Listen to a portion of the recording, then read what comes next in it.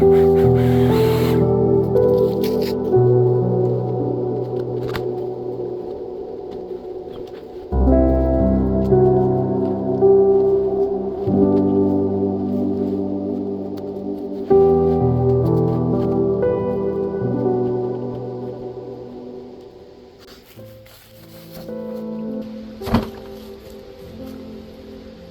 Austin, and I'm a headstone cleaner. I just wanted to make a short clip today and let you guys know the basics. The first rule is do no harm. There are a lot of ways you can harm headstones like this, so always do your research about what products to use. As a professional, I only use D2 biological solution. Your next rule, use plenty of water. Keep everything wet, it'll help not do damage to the stone and help remove all of the algae and staining. Another rule is to always use really soft scrub brushes. Now these stones may be incredibly hard, but you don't want to scratch the surface with a stiff bristled brush. But I think the most important rule is to just do your research and make sure you do no harm. There are a lot of different methods and ways you can clean a headstone. Not everything is safe, but my suggestion would be to start with the National Cemetery Association online and look at their guidelines first.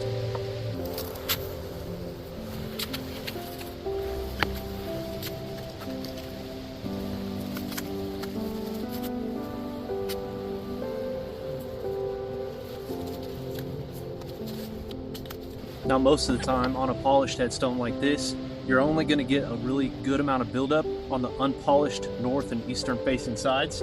This faces directly north, and as soon as I got this black granite stone wet, you can see all that algae that you could barely see before. So that's the main part that we only have to do a little bit of scrubbing on. For the front polished faces, you just want to use a really soft scrub brush, and you're basically just getting off the pieces of grass that have left little stain marks and the grass is still there. And on this bottom part here, on the flat polished area, you get a lot of hard water stains. Now typically I've had a bunch of people ask me how you get those stains off there, and I've never had an issue just using D2 and a soft scrub brush and then using my granite polish that I use afterwards, and it comes right off, and you can't notice it after you've done the cleaning. Apparently some people have a really tough time getting those water spots off the polished flat base where water can sit. So if you have any good ideas, let me know. Maybe I'll start trying them, but man, with D2 I haven't really had much of an issue with getting those water stains off. So today we're going to focus on the algae that's built up on the north side and on the unfinished base as well. But as I do with every stone, the whole stone will get treated with D2 so that future growth is a lot harder to come by.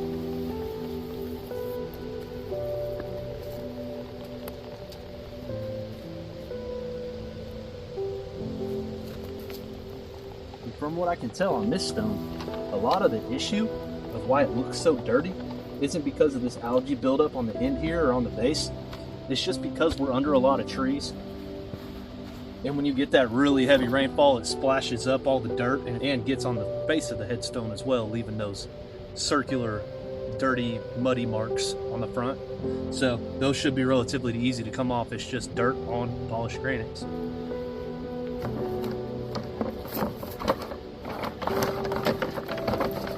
Today we're going to go real simple, just my softest white scrub brush, the softest scrub brush I've got.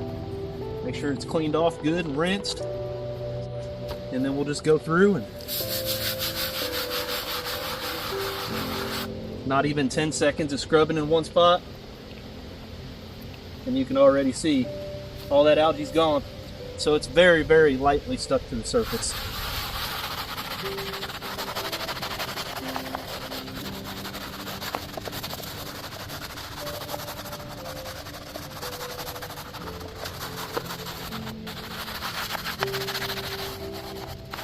You always want to be careful around these bases.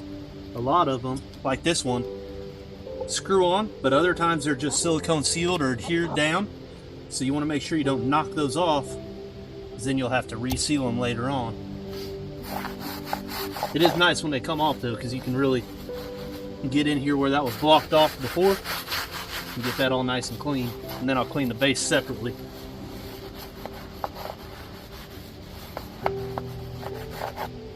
Like I said, this front face here, it's mostly mud buildup, so it shouldn't take much scrubbing at all. But I like to do small circles on polished granite faces just to make sure I don't put any lines. And I'm using real light effort. I don't even have to hold on to the brush. Just kind of letting the bristles do the work. And this should come clean fairly easily.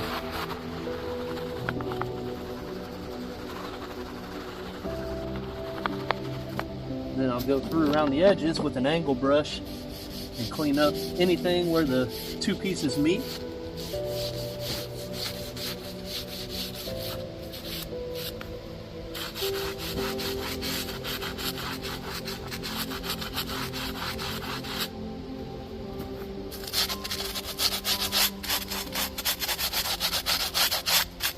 Alright, and then we'll go around the top of the base. Always start from the top and work your way down. That way the D2 is falling down onto the places you haven't cleaned yet.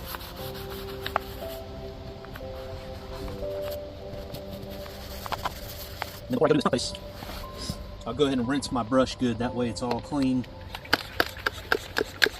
No chunks of dirt or anything in there. It's kind of like a car wash. You don't like those car washes that have the rubber strips, because those are being used on everybody else's car. And you never know, they could have gone mudding the night before, and now all that dirt and mud that was stuck to their car got taken up by the rubber washing bristles, whatever you want to call them. Now they're stuck, and now when you take your real nice car with nice paint through, those little pieces can come through and scratch up your paint. So I treat this a lot like cleaning, like washing a car. You always want to make sure that you're not leaving any swirls with dirt and nasty stuff. Just do your best to keep the stone as clean as possible, as well as your brushes. And I'll say it again, it's the #1 rule of headstone cleaning, is to do no harm. So I always do plenty of research about the stones that I'm working with, the tools that I'm using, and if anything ever seems questionable or that I may hurt something, I either run it by the customer first, or if it's a volunteer job, I just avoid it altogether to make sure I don't damage anything.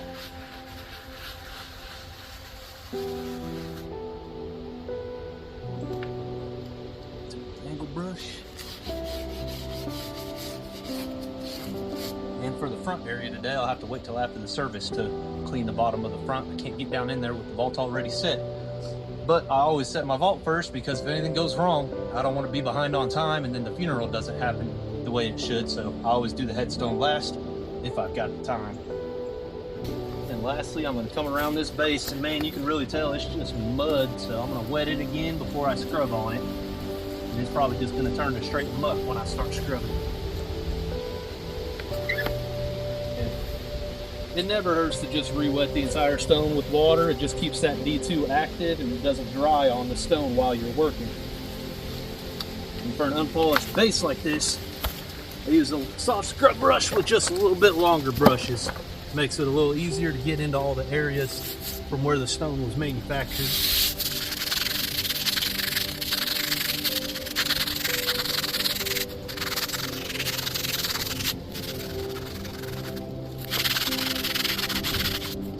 And then before we rinse it, we'll come back around with our angle brush and get all that gunk out from where the foundation meets the base.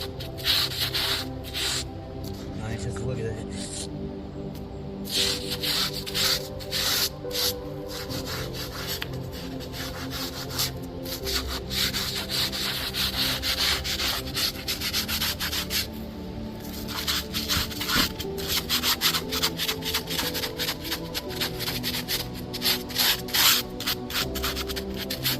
And then before our final rinse, we'll scrub on the foundation just a little bit. It is porous concrete, so it's not going to come clean before you let the D2 work and sit on it and take its time, because it's porous, so all those stains have to be lifted to the surface. And usually it doesn't come clean your first couple minutes of scrubbing on it.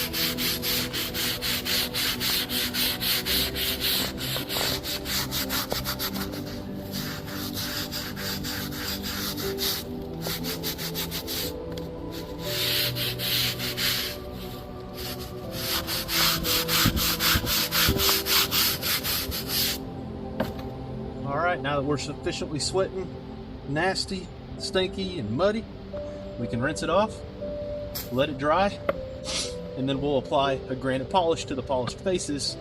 Works kind of like a Rain-X. It keeps the, it works kind of like a Rain-X. It keeps the buildup from coming back onto the stone where the mud will stick to it. So, you know, there's some waxes and things you can put on cars to make water just bead and roll off. I find that the granite polish that I use works in a very similar fashion. So let's get it rinsed and make sure we got it all clean before we let her dry.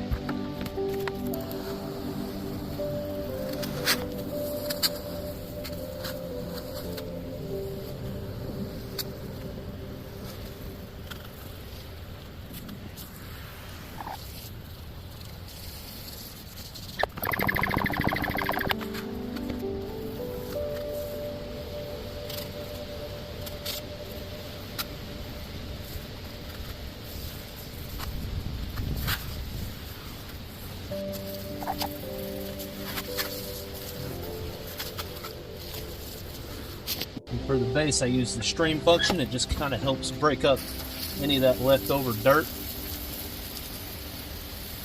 It's the closest thing to a pressure washer that I will use, just for safety and to use caution to make sure I don't damage anything.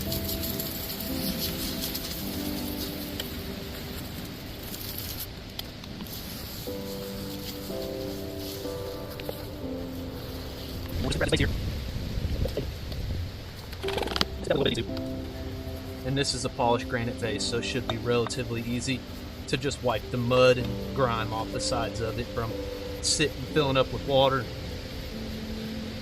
Getting pretty nasty in there. It sure stinks. The drain hole on the side of this vase was clogged up with some type of dirt or material. It's designed to, you know, let water in and naturally drain out, but when it doesn't, boy, does it get a funk going on inside of there. Very unique smell.